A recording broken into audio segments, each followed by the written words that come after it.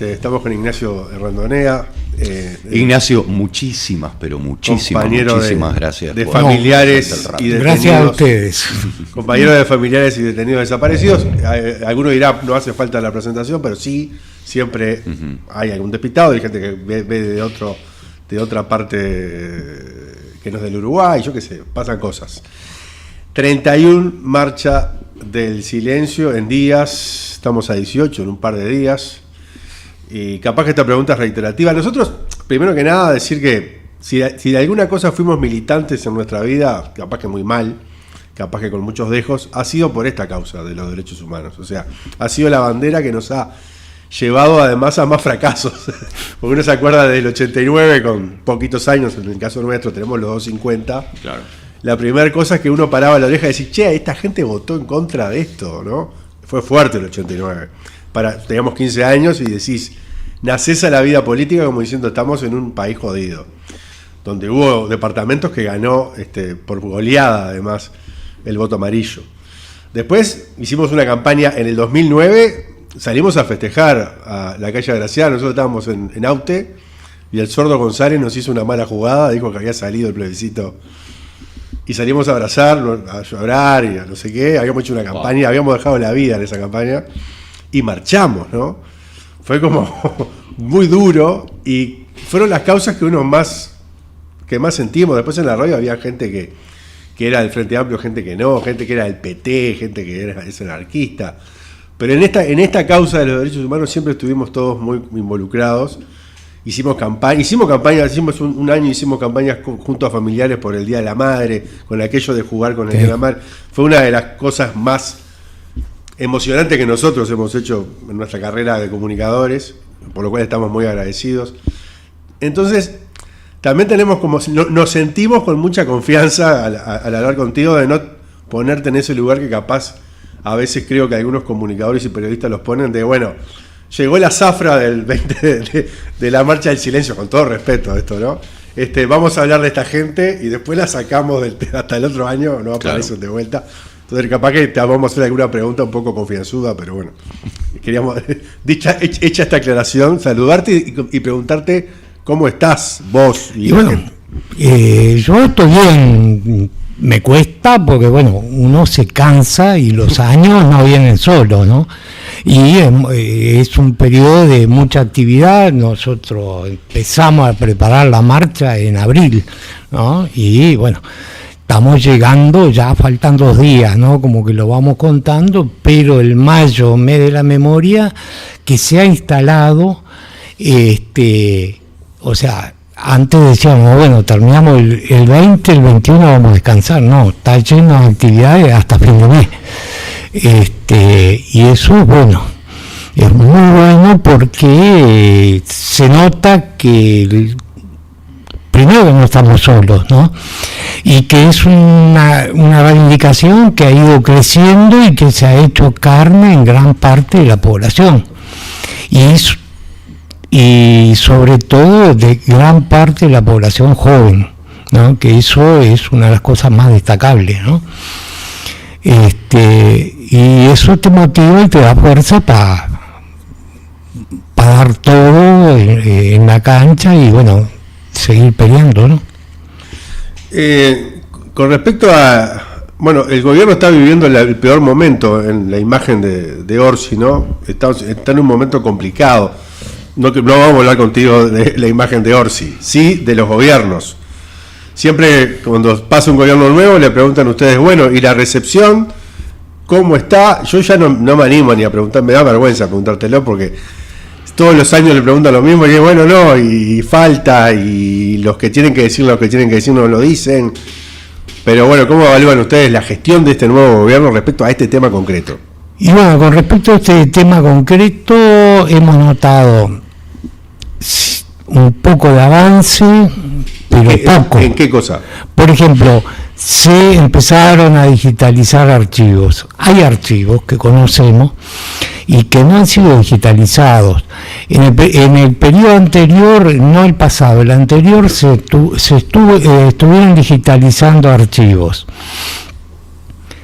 Con la pandemia se paró ese trabajo y después no se retomó más. Bueno, ahora se está retomando, pero se está retomando a un ritmo muy, pero muy lento, ¿no? O sea, al ritmo que vamos, no vamos muy lejos. Y lo que más nos preocupa es, bueno, son archivos que conocíamos. ¿Dónde están los archivos que no conocemos? Y esa es la pregunta que venimos haciendo a los gobiernos de turno, porque en definitiva sabemos que existen los archivos. Y bueno, ¿por qué no dan la orden de desclasificar todos los archivos, de ordenarle a las Fuerzas Armadas que abran todos sus archivos? Fueron ellas las que hicieron desaparecer a nuestros familiares. Lo hicieron de una forma institucional cuando estaban al mando del Estado. Bueno, son esas mismas Fuerzas Armadas que nos tienen que proporcionar toda la información. Por ejemplo, se lo decíamos a Orsi y a la ministra de Defensa, porque en determinado momento en el Ministerio de Defensa te preguntan ¿qué pruebas tenés de que existen archivos?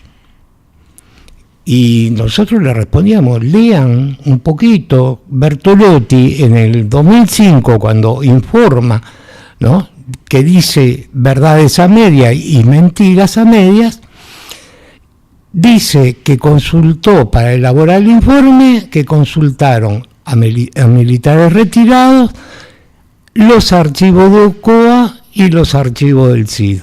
Y resulta que esos archivos no aparecen, cuando un comandante en jefe dijo que los consultó. No pueden decir que no existen. Microfilmaron hasta el 2004. Hay un rollo número 1 y un rollo 3074. Si sabemos contar, son 3074 rollos. Y conocemos 1470 y algo.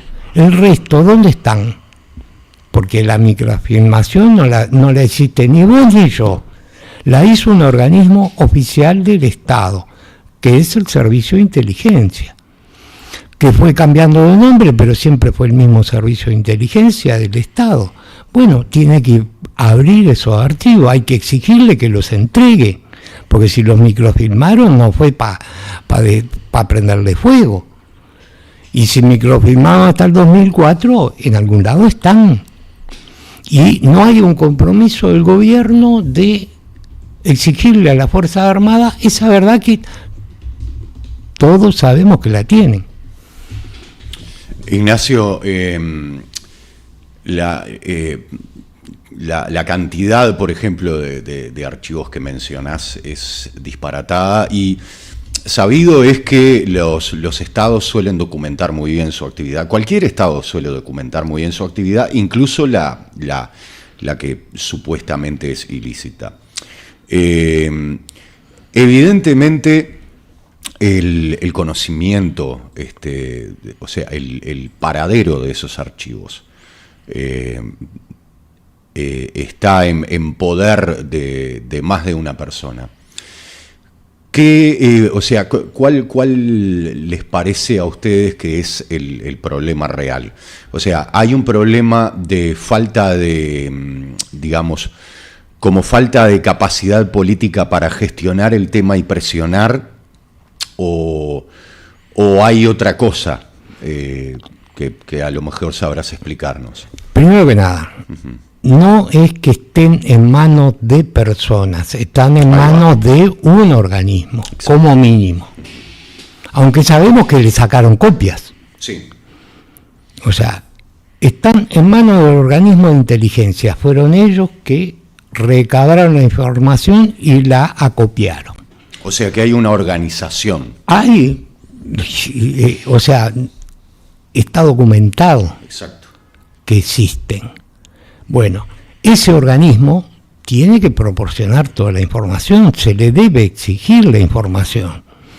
Ahora, el Estado, el gobierno, porque vamos a entendernos, la Fuerza Armada no es un ministerio. En un ministerio te pueden hacer huelgas o sea, el personal puede negarse a ciertas cosas, puede hacer un montón de cosas que dentro de las Fuerzas Armadas no. ¿Por qué? Porque son 100% verticales. Y teóricamente, si estamos en un país democrático, quien manda a las Fuerzas Armadas es el presidente de la República y el ministro de Defensa. Ahora,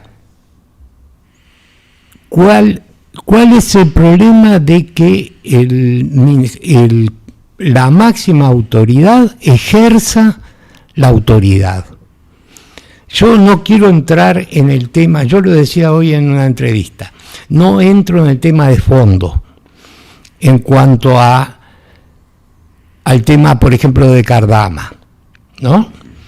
No lo conozco lo que ha salido en la prensa, no sé si estuvo bien o estuvo mal las sanciones al comandante de la Armada. Ahora, este gobierno, cuando entendió que le mintieron, o sea que no respetaron la jerarquía, sancionó. No tuvo problema para hacerlo. Entonces, esa misma autoridad que aplicó por 100 millones de dólares, ¿por qué no la puede aplicar por 200 uruguayos desaparecidos? Porque es aplicar la autoridad. Y bueno, y vemos que para este tema no se aplica la autoridad, pero no se ha aplicado desde hace 50 años. Ningún gobierno de turno la ha aplicado. Entonces el problema está ahí. Uh-huh. Sí, vos, nosotros en varias, te iba a decir que vos no tenés por qué entrar en el tema de fondo, ni tu organización, obviamente, pero nosotros a veces, con mi primo acá, haciendo alguna investigación mínima, ¿no?, respecto a los temas que involucran a las Fuerzas Armadas, da la impresión de que los gobiernos de la democracia hasta acá lo que hacen es negociar con las Fuerzas Armadas, ¿no? No hay esa cuestión de mando que vos señalás que está en la Constitución de la República, no parece ser tal. En el último caso de Cardama tenían dinero adentro de una caja fuerte y hacían pagos cuando se les antojaba a ellos, al astillero Cardama. ¿Te acordás que hacían pagos? De hecho, entonces parece más una especie de negociación, sí, que van ahí viendo cómo se manejan, que una voz de mando. En el año 2018, en una conferencia a la cual fueron ustedes también, que hicimos en el Observatorio Lucio Arburo, explicamos la estructura física del ejército como un ejército de ocupación. Entonces, de alguna manera es como, justamente es una de las cosas en las cuales nos apoyamos para decir, bueno, los gobiernos tienen que de alguna manera negociar con las Fuerzas Armadas. O sea, en los papeles el presidente es el comandante en jefe, pero la realidad parece distinta. Ignacio, te quiero preguntar, porque me han preguntado algunos compañeros y le contesté como pude, pero te tenemos a vos acá, que es este informe del Instituto Nacional de Derechos Humanos que aumentó el número de detenidos desaparecidos en 8, o sea, de 196 pasamos a 204, ¿no? 205. ¿Cómo se da esto? ¿De dónde salieron estos desaparecidos que estaban como más desaparecidos que los otros? No sé. Bueno, ahí estaba la lista oficial de 197 que están reconocidos y hay 81 denuncias más. Ajá, claro. Para integrarlo a la lista de desaparecidos como confirmado hay que investigar, y hay que investigar mucho. Porque no es solo que no se tiene ningún dato sobre la persona, hay que investigar si realmente estaba perseguido, si realmente el Estado uruguayo lo hizo desaparecer. Y como quien lo hizo desaparecer, o sea, los perpetradores, las Fuerzas Armadas, no te brindan información, vos para averiguar todo eso te lleva tiempo. Y no es tan fácil. Porque han habido, por ejemplo, hay 41 denuncias que fue descartada. ¿Por qué? Porque murieron después del periodo del terrorismo de Estado, porque tramitaron una cédula de identidad y están vivos, o porque se murieron inclusive antes del terrorismo de Estado. O sea, la familia no sabe nada y denuncia, y está bien que lo haga. Ahora, después, para atribuirle responsabilidad al Estado, vos tenés que probarlo, tenés que tener elementos sólidos como para decir, bueno, Acá sí, este es un desaparecido por razones políticas. Es un desaparecido en el marco del terrorismo de Estado. Bueno, eso lleva tiempo y requiere investigación. Y como tuvimos una particularidad porque no nos olvidemos que la primer lista que se empieza a hacer sobre detenidos desaparecidos es a partir de la Comisión para la Paz, que entregó una lista muy parcial. ¿Fue un avance? Sí, fue un avance porque se reconoció que había desaparecidos, porque hasta ese momento se negaba, y no solo eso, que había desaparecidos, sino que eran producto del terrorismo de Estado. O sea, la Comisión para la Paz trabajó, cambió el gobierno, Tabaré Vázquez forma una comisión que entra a trabajar.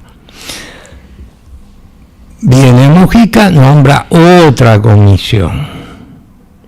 Vuelve Tabaré Vázquez, nombra otra comisión. Entonces, la experiencia acumulada, los datos acumulados, todo lo que tendría que acumularse, no se acumuló porque fueron cambiando. Entonces, a partir de que la Institución Nacional de Derechos Humanos toma la búsqueda, tiene un equipo de búsqueda, tiene potestades, que no es menor, porque se trabajaba hasta que empezó la institución, se trabajaba recibiendo información, no tenía potestades para buscarla. Ahora se busca la información, por lo tanto, por un lado se sistematiza más y por otro lado se puede avanzar. Y no sería extrañar que mañana en vez de 205 sean 210, Ajá. porque hay más casos denunciados, que pueden ser o no. Hay que investigar para ver si la denuncia corresponde a que pueda ser un detenido desaparecido por razones políticas. Pero todo, es difícil avanzar en la medida que no hay información oficial.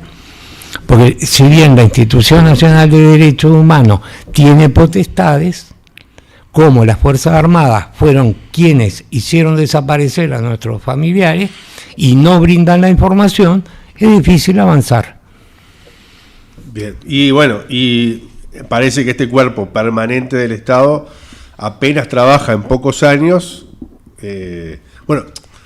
Cada vez que el Estado trabajó seriamente, se avanzó, ¿no? Se encontraron restos, ahora se crece el número de la lista, y uno capaz que viéndolo en un titular no le da la importancia que tiene. O sea, hay 8 personas más que fueron desaparecidas por el Estado. No es, si hubiera sido una más, era un montón, sí. Es un montón en un país tan chico, ¿no? Entonces, digo, cada vez que se trabaja, se avanza. Entonces, a veces, esto va por mi cuenta, ¿no? Parece que trabajar es un problema, porque se empieza a solucionar el tema.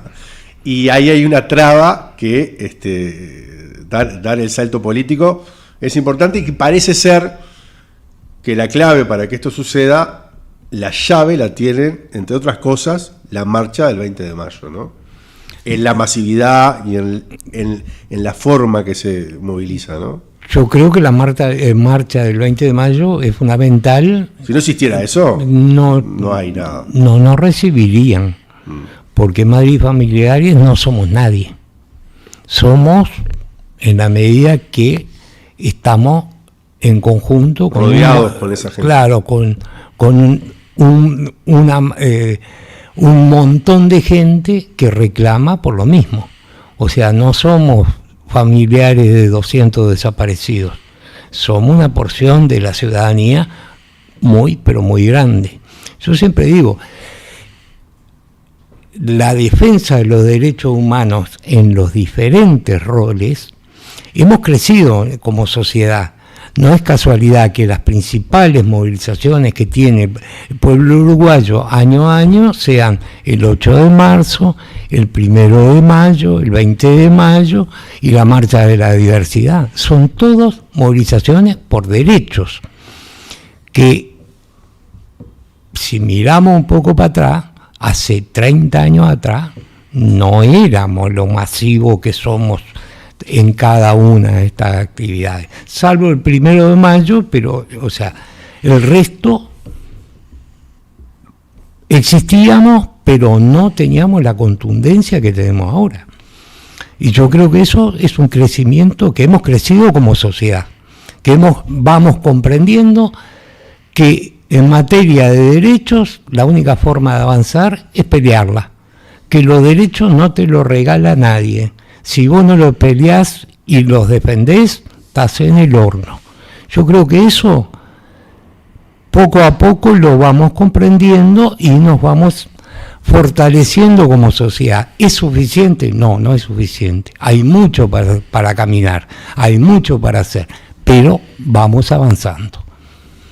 Y otra cosa que yo he percibido que para mí es positiva es que muchas veces, lo que te decía hoy del ritual, ¿no? Uno tiene miedo que las cosas se ritualicen, porque a veces como que se convierten como en un museo, ¿no? Bueno, esto es tradicional. Ahora viene el 1 de mayo, de alguna manera creo que el acto oficial, a mi forma de ver, tiene mucho de eso de lo ritual, que está bueno, pero por otro lado uno siente que no va a suceder mucho más que lo que ya sabe que va a suceder. Tal vez lo folclórico era la irrupción de la columna de Cerro Teja, que se pelean con los otros, pero llega un momento que parece ser medio como de parte del paisaje. Parte del paisaje, que vienen los compañeros más radicales y se pelean con los otros. Bueno, es como una performance en un momento. Entonces uno tiene miedo que eso se ritualiza al punto de que no suceda.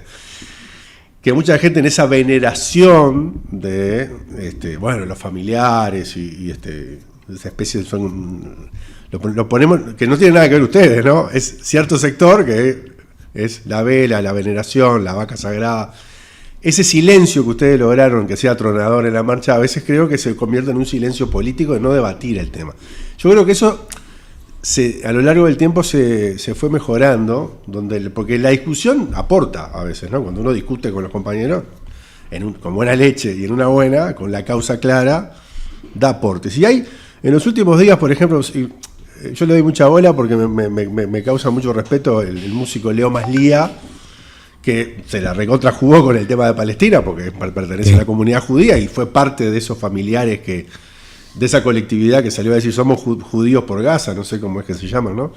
También ahora salió y tiró una cosa en Twitter que mucha gente lo insultó o le dijo que estaba desubicado, para mí no, que es decir, bueno, capaz que la marcha del silencio tendría que terminar en el Ministerio de Defensa y quedarnos todos ahí hasta que nos digan dónde están los restos de los desaparecidos. Y dice eso que dijo, que vos podés contestarlo o no, porque además, viste, este país está lleno de directores técnicos y todo el mundo sabe lo que hay que hacer, hasta que tiene que hacerlo uno, pero mucha gente, si yo fuera de los familiares, bueno, está, sacando eso, que siempre es molesto, ese espíritu de decir, bueno, capaz que si el problema, y volvemos al principio, está en que el Ministerio de Defensa no cumple con lo que tiene que cumplir, ese espíritu, no estoy hablando de que me hables de lo que dijo Leo Maslía en concreto, que debe tener que ver con un momento de enojo, de calentura, de decir, che, vamos para ahí, nos quedamos ahí. Ese espíritu, ¿cómo lo ven ustedes? Que haya gente que opine esas cosas, ¿lo ven como que disruptivo o que puede aportar a un estado de situación? Primero que nada, yo pienso que hay toda una evolución que me parece que ha sido buenísima con respecto a este tema. Hasta que yo digo, por ejemplo, reivindico las cosas buenas que dejó la pandemia, ¿no? La marcha del 20 de mayo hasta la pandemia la organizaba madres y familiares. Cuando no supimos cómo marchar, cuando llamamos, bueno, manifestate como puedas, como entiendas que podés manifestarte, porque no podemos marchar todos juntos, la ciudadanía lo agarró por su cuenta. Y sembraron margaritas acá y pintaron una cosa allá. O sea, la iniciativa de la gente nos desbordó. Y hoy, por ejemplo, antes de venir para acá, estábamos trabajando, ya tenemos 68 marchas que se van a hacer. 68. ¿Las organiza Madres y Familiares? No. Es más, la de la de acá de Montevideo, la organizamos con una comisión de apoyo. No la organiza Madrid Familiares, no tenemos la capacidad. Entonces, como teníamos la pandemia, bueno, en vez de hacer solo la marcha, dijimos Mayo, mes de la memoria. Y se instaló. Hubo una intención de torcer eso del ministro de la época que dijo Mayo, mes del soldado. ¿Ustedes siguen escuchando eso? ¿Por qué? Porque era impuesto. Esto, Mayo, mes de la memoria, es algo sentido por la gente. Entonces, los ámbitos de discusión se dan, porque yo voy a una charla acá, voy a una allá y todo, y muchas veces tengo que escuchar cosas que no están de acuerdo con lo que yo pienso. Y está bueno, porque es la forma de crecer, y todos tenemos derecho a opinar. A mí me parece sano. Yo jamás voy a decir, está mal que Leo Malía haya dicho lo que dijo, o que otros, porque desde hace años hubieron compañeros que cuestionaban que hiciéramos la marcha en silencio. Y yo siempre les he dicho lo mismo, Madrid Familiares, organizamos esto en silencio. ¿A vos te parece que hay que gritar? Organiza algo y grita todo lo que vos quieras, y de repente yo me sumo a lo que vos estás haciendo gritando. Históricamente esa discusión creo que quedó saldada, ¿no? Quedó saldada porque creo que la gente la saldó, sí. ¿No? Pero a lo que voy, que está buena la diversidad, es como crecemos, el pensamiento único no nos permite crecer. Y Madrid Familiares seguimos con la marcha de forma tradicional. ¿Por qué? Porque la instalaron las viejas y porque vemos que ha seguido creciendo. Pero en lo personal yo nunca me cerré a conversar lo que fuera, y cuando hubieron otro tipo de movilizaciones yo he participado, porque no es o blanco o negro, todo suma. Y cuando vemos, en lo personal hay expresiones sobre el tema de los desaparecidos que a mí no me gustan. Claro, me imagino. Ahora, ¿yo quién soy para decir podés hacerlo o no? Viene alguien y nos pide el apoyo de Madrid Familiares para una actividad, mientras no diga está bien que sí están desaparecidos, lo apoyamos. ¿Por qué? Porque no somos jueces, no somos los dueños de la verdad. Y en la pluralidad, en los diferentes enfoques, es que ganamos. Entonces, me parece bárbaro. Y ojalá, yo siempre lo que digo, avanzaríamos más rápido de repente sin ir al Ministerio de Defensa si pudiéramos ser 3 millones en la calle. Y diciendo al gobierno de turno, porque ahí, si no solucionas esto, a tu partido no lo votamos. Ahí si tuviéramos esa fuerza, bueno, pero ya es soñar con los Reyes Magos, ¿no? No hay nadie acá en Uruguay, creo, que haya organizado o 68 marchas el mismo día, ¿no?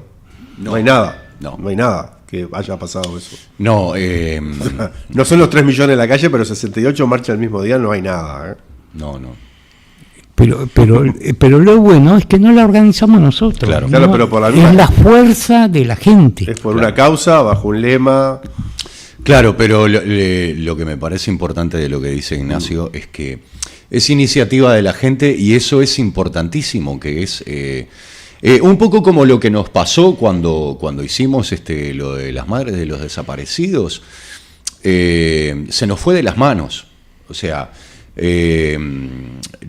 arrancamos con una consigna que poníamos en un grupo de WhatsApp en la comunidad reactiva, simplemente para invitar, como para un poco para animar a la gente a seguir una propuesta, como a mover un poco el valero y la creatividad, y de repente nos empezaron a llegar mensajes de números que no conocíamos en absoluto y que no sabíamos cómo les había llegado el coso. Entonces, el mejor termómetro es que la gente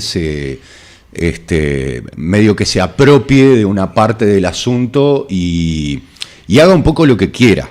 Exactamente. Por ejemplo, salió el videíto ahora de los deportistas por la memoria, fantástico, que está maravilloso. Ahora, nosotros nos enteramos que lo hacían. Claro. No se les ocurrió consultarnos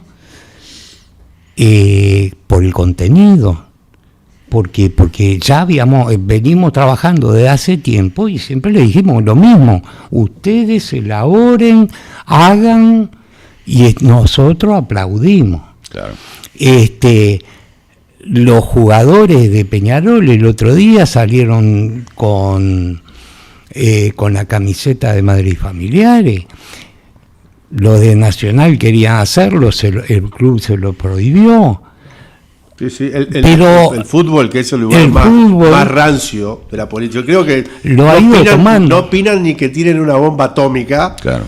Yo me he encontrado con periodistas que lo único que en todo el año han salido a defender que esto no es un tema político partidario. Exactamente. Es la única opinión que han dicho de otra cosa que no fuera fútbol, en defensa de otros periodistas que sí te meten pero queda como un sector cavernícola, es como muy poquita la gente en el espectro político o mediático que dice esto está vinculado con el Frente Amplio, con el comunismo, no sé. Porque aparte saben, digamos. Pero le costó. Saben que, pueden decirlo o no, pero saben perfectamente que Madrid y Familiares no tiene una bandera político-partidaria y que cuando le ha tenido que pegar al frente le hemos pegado, como le pegamos al gobierno de turno. Y creo que en la medida que no hacen, le vamos a pegar. Creo que no hay ninguna organización que le haya dado más palo al Estado. Sí, bueno. Que es otra cosa filosóficamente importante, ¿no? Es decir, la responsabilidad del Estado no la señaló ninguna organización tanto como ustedes. Sí. Porque siempre se habla de los gobiernos, este gobierno tal cosa, el otro gobierno tal otra, viene claro. este gobierno y el anterior, pero como que el Estado queda impune, básicamente en todas las políticas económicas, sociales, no sé qué. Familiares ha puesto, y creo que la palabra Estado es una de las palabras que más se ha repetido en las consignas, ¿no? Claro, ¿por qué? Porque es la responsabilidad del Estado. O sea, no es un tema del gobierno de turno. Claro. El gobierno de turno representa al Estado en ese momento. Y hay una política de Estado. Hay una política de Estado. Yo, por ejemplo, una de las cosas que rescato, que pasó hace poco tiempo, que por desgracia no tuvo una buena difusión, es la resolución del Senado del otro día, que por unanimidad llaman a quien posea información sobre el paradero de los detenidos desaparecidos, la brinde. La votó el Frente Amplio, la votó el Partido Nacional y la votó el Partido Colorado. O sea, por unanimidad del Senado salió esa resolución, que es un comienzo muy importante, porque eso marca una pauta como Estado, que me parece que tiene una relevancia muy grande. Ojalá un gobierno se animara, el Poder Ejecutivo se animara a generar políticas de Estado en la búsqueda de los desaparecidos. Porque nosotros cuando reclamamos la orden, es por un concepto, primero, de efectividad y segundo, por un concepto democrático. O sea, tenemos que lograr supeditar las Fuerzas Armadas al poder político, porque nos va la vida como sociedad.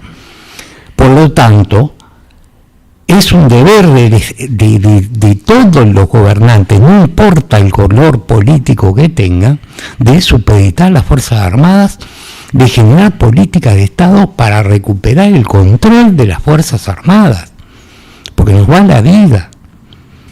Porque ya sabemos lo que pasa cuando se pierde el control. O sea, no inventamos la pólvora. O sea, por desgracia lo vivimos. Y hasta el día de hoy lo seguimos pagando. Ese descontrol. Entonces, bueno, aprendamos de la historia, aprendamos de los errores que cometimos para corregirlos y no volverlos a cometer. Porque ¿qué va a pasar mañana con los militares en la calle que están controlando las fronteras? Cada vez le damos más poder. ¿Qué va a pasar si mañana una banda narco mata 20, 30 soldados? ¿Cómo creen que va a reaccionar el cuerpo de las Fuerzas Armadas? Pero o sea, en la historia lo hemos visto siempre, ha sido la misma forma. ¿Y quién lo va a pagar? Lo va a pagar toda la sociedad. O sea, se está jugando con fuego, con cosas que, o sea, con algo que realmente es peligroso. Y con eso arreglaron, que no, ojo, no le dejemos hablar a Ismael de este tema porque estamos 2 horas.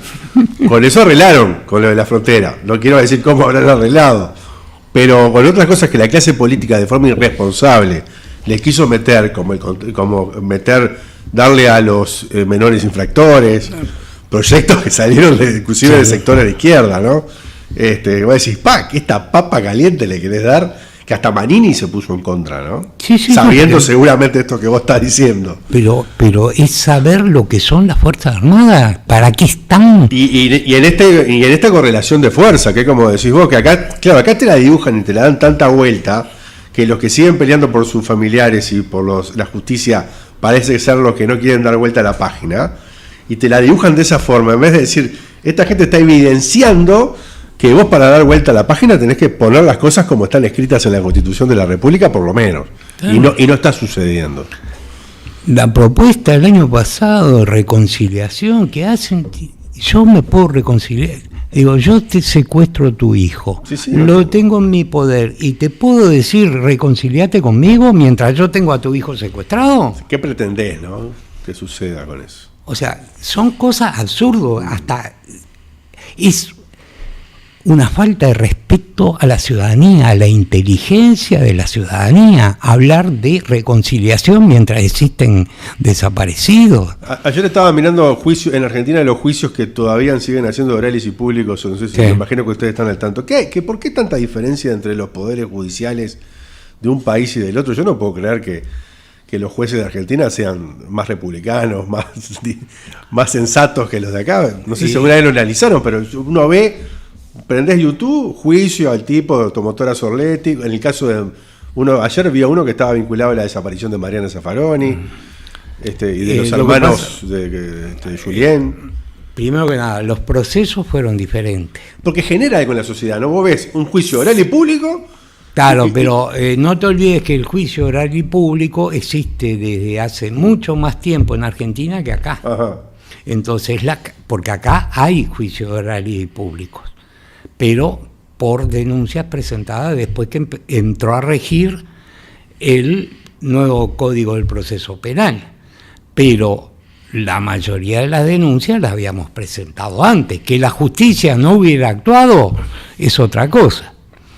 Bueno, no te olvides que la dictadura militar en Argentina fue derrotada militarmente por los ingleses y fue la debacle.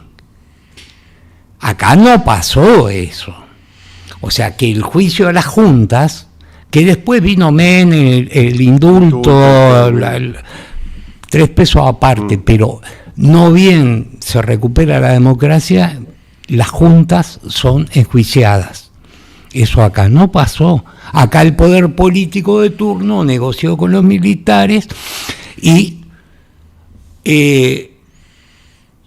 negaron hechos y se llegó a votar una ley de caducidad de la pretensión punitiva del Estado, que es un invento, ¿no?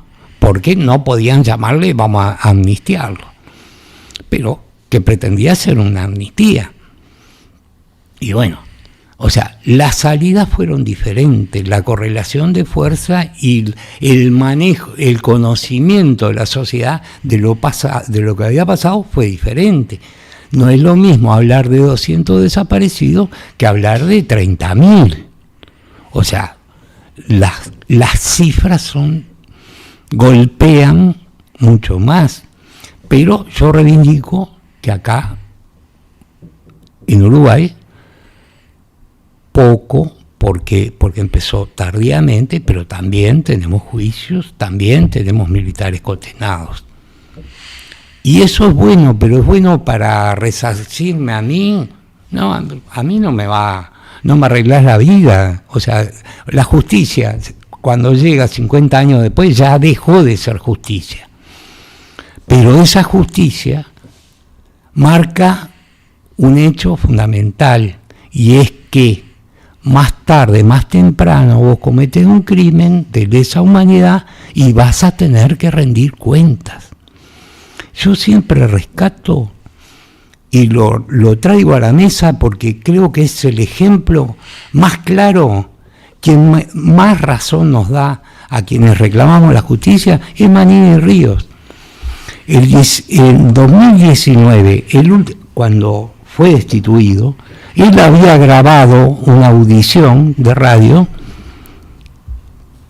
el día anterior, y hablando de historia, el periodista le pregunta por los desaparecidos, y Manini Ríos le contesta, la recuerdo porque me marcó, dice, en 1870, en la batalla del Sauce, se tomaron 400 prisioneros. El Ministerio de Guerra ordenó pasarlos a degüello a todos. Un año y medio después se firmó la paz y a nadie se le ocurrió reclamar por esos 400 degollados. ¿Y usted me está reclamando por hechos que pasaron hace 50 años?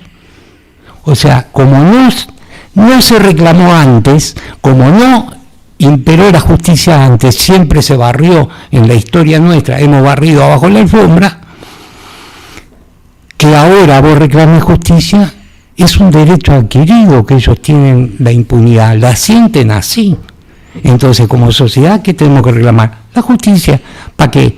Para que si mañana tenemos un gobierno autoritario, sepa que más tarde, más temprano va preso. Entonces, como mínimo lo va a pensar 2 veces. Y tampoco estar en la lucha, como hay gente reivindicando la responsabilidad del Estado en el genocidio charrúa. Exactamente. Y ahora que ya que lo dijo Manini, habría que ver esos 400 degollados de 1870, ¿no? Es que yo creo que vamos aprendiendo. Alemania hace poco pidió perdón por el genocidio de 1800 y pipi, ¿no? El de África. El de los cereros. El de los cereros hace 2 meses. Hubo un juicio y reparación económica. Del cual en Occidente nos enteramos hace relativamente poco. Así que no es tarde. Es como bien dice Ignacio, vamos aprendiendo. Ese es un camino, realmente. Y como sociedad tenemos que aprender a defender todos los espacios nuestros.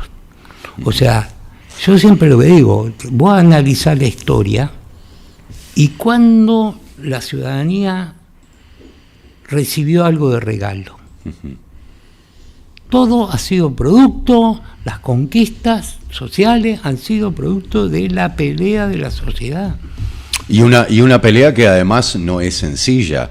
No es que peleas un rato y obtenés lo que querés. Puede llevarte toda la vida. Sí, puede llevar décadas. Generaciones, claro. Claro, y el tema es que en particular lo que me preocupa a mí es que la mentalidad actual es tan cortoplacista en varios aspectos, en varios sentidos, en particular en el sentido político, es tan cortoplacista que no entiende la importancia de, como vos decís, que es que haya justicia incluso 50, 60 años después, para señalarle a un próximo gobierno de facto que va a tener que pagar. Pero aparte, cuando Ignacio dice se nos va la vida, tiene que ver con que si no lo hacemos, agarrate. Exacto. No está nada, o sea, tenés un problema, es un problema enorme. Sí. Y lo otro que uno ve ahí es que la clase política, que parece ser como el punto clave, uno podría decir dentro de la ideología de uno que la sociedad es el principal responsable siempre, pero la clase política, con los medios que tiene, con el control político que ejerce, con su representatividad en los papeles, o sea, vivimos en un país donde se vota representantes, actúa de una forma muy ligera, ¿no? Muy irresponsable con este tema. No parece que esa preocupación que vos tenés esté candente en el Parlamento. Tal vez ahora esté cambiando, tal vez esta votación que vos estás señalando indique un gesto, pero a esta clase política le mataron hace muy pocos años al presidente de la Cámara de Diputados y a un líder de... O sea, no eran cualquiera, Selmar Michelini y Gutiérrez Ruiz. Era como para decir, a la pelota. Sí, lo que pasa es que hay el tema de comprender y estar dispuesto a enfrentar el tema es difícil, porque el Uruguay es un país chiquito. Ahora, la familia militar es muy grande. Y acá las elecciones se dirimen por pocas diferencias de votos. Si yo me granjeo la enemistad de la familia militar, pierdo las próximas elecciones. Pero para todos, ¿eh? Sí, me acuerdo de Mujica yendo a Rivera a hablarle a los milicos en las elecciones que perdió. Perdón, me gustaría poner un número para ilustrar claramente. La famosa familia militar, compuesta no solamente por efectivos, sino por retirados y los familiares de los retirados. Una vez hicimos una cuenta a vuelo de pájaro y son 250 a 260 mil personas. Entre activos, retirados, las familias. Aparte se jubilan a los 42. Claro, y además en promedio tienen mínimo 2 hijos. Entonces, esa misma impunidad es la que genera lo de la caja militar, que 2 por 3 alguien dice, la caja militar, que es 500 millones de dólares por año y tal. Pero no se toca. Siga, claro, siga. Porque nadie se anima. Ese es el problema. ¿Por qué? Porque, bueno, administro los 5 años que estoy, pero no se planifica a 20 años. De decir, bueno, hay que modificar esto y esto, y de aquí a 20 años. No, trabajo hoy, hago lo menos popular, lo hago al principio, y después aumentó los sueldos para el último año, cosa de que obtengo votos. Y ahí es lo que se ha llamado, y que yo lo recuerdo desde chico, el carnaval electoral. Estamos como atrapados ahí, ¿no? Ignacio, terminamos. La 31 Marcha del Silencio, 20 de mayo del 2026. La consigna este año es contra la impunidad de ayer y hoy. Justo estábamos hablando exactamente de esto. Exigimos respuestas. ¿Dónde están? Ignacio, te dejamos el final, el espacio para que convoques, diga lo que quieras. Bueno, los esperamos. Desde Madrid Familiares los llamamos a manifestar en silencio, sin consignas político-partidarias, y este año vamos a agregar un pedidito más. 18 de julio nos está quedando chico, nos cuesta marchar. Y los que vamos abriendo la marcha, es una marcha en silencio y somos nosotros que tenemos que romper el silencio para pedirle a la gente que nos deje pasar. Entonces llamamos a todos a que los que quieren esperar la marcha por 18 hasta que vamos pasando, que lo hagan arriba de las veredas, que nos dejen avanzar, así podemos marchar en silencio. Muchas gracias.